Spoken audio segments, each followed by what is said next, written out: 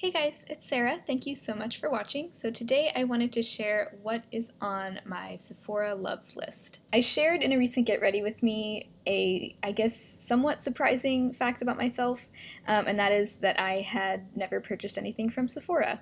That may be a surprise to some of you since I do have a beauty channel on YouTube and I do love makeup, and most people who fall in those categories who live in the US at least, who live in a country where Sephora is available to them, have probably purchased a thing or two from Sephora at some point in time. For some reason I just have never done that. So I decided to go ahead and create a Sephora account. I'm planning on hopefully placing an order sometime soon, just kind of so I can say that I did, but also because I do want to kind of expand my awareness of just what's out there in terms of high-end makeup, because I haven't tried a ton of it in my lifetime thus far. So I did recently create a Sephora account. You can see I have 0 points so far. So I started creating a loves list. I think I have about 10 or 11 items on here, and I kind of just wanted to share what's on here just to show you kind of what's on my radar. I definitely won't purchase all these at the same time because that would cost me a ton of money, but these are just kind of things that I have on my wish list that I may or may not purchase at some point in the near or not so near future. So let's go ahead and talk about the products. So the first one on here is the Becca Shimmering Skin Perfector Pressed Highlighter Mini.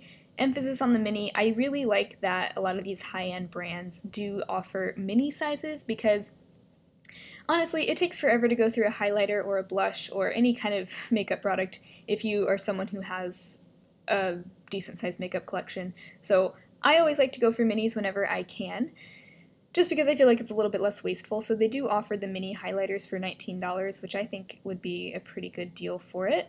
The reason I have this on here is because it is just so popular and I kind of just want to see what it's all about. So I'm not sure exactly which shade I would go for. I know Champagne Pop is really popular. I probably wouldn't do just a regular champagne color because I feel like, at least right now, I already have that in my collection. But I may go for either Vanilla Quartz because I don't have anything like that, or maybe Rose Gold, maybe Champagne Pop. Who knows? But this is something that's on my radar. I'd like to try at least one of them at least once sometime soon. The next thing on here is the Beauty Blender, just the original Beauty Blender.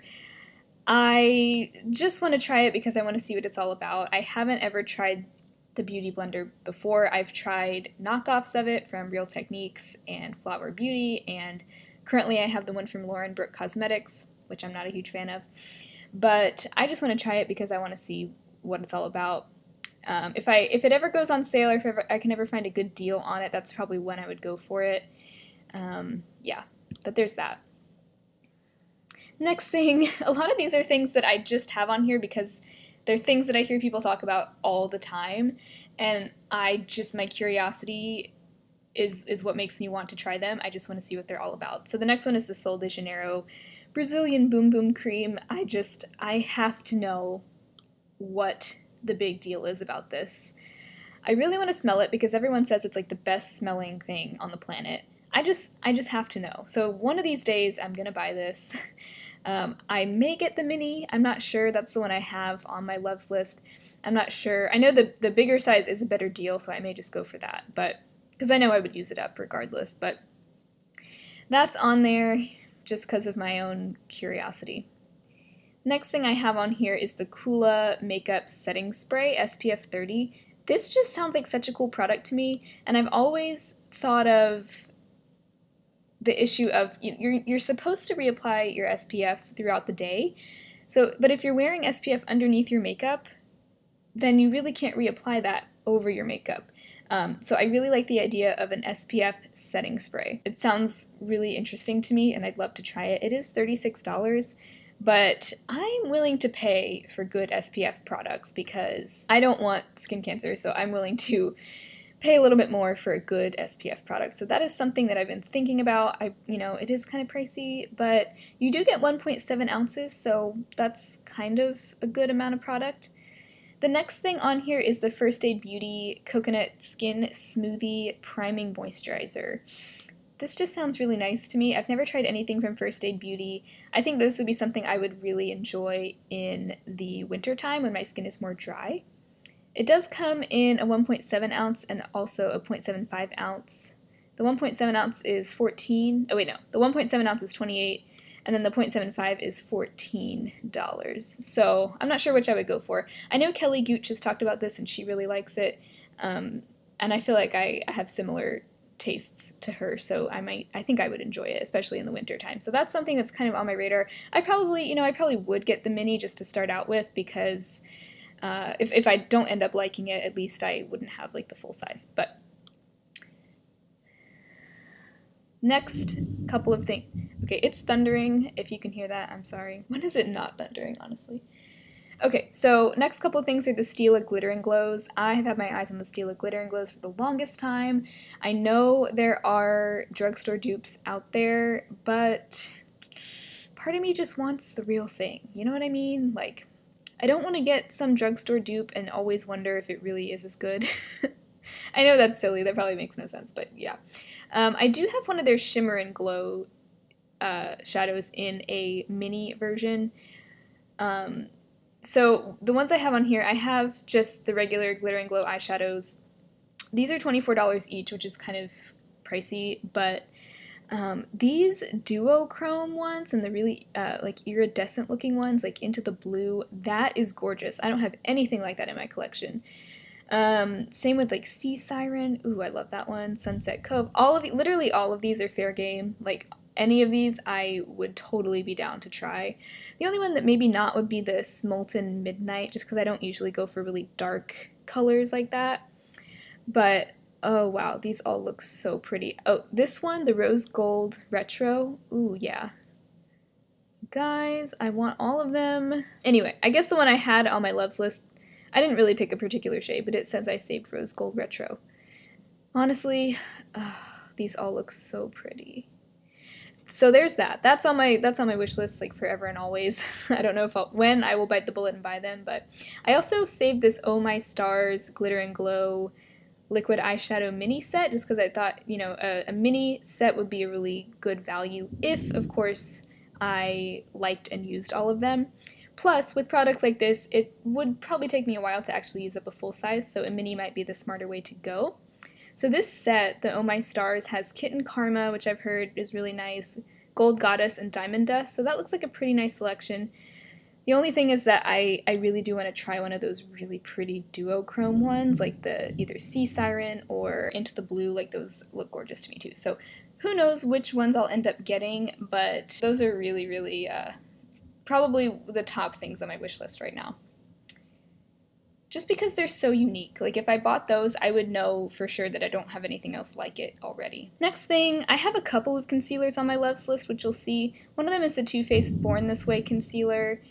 I'm looking for a full coverage concealer, and I've heard that this one is full coverage. I need to do more research. This one does look like a really good value though, because you get 0.5 fluid ounces, whereas most concealers are somewhere around 0.2 ounces. So seems like a pretty good deal. I'm just kind of still thinking about that one.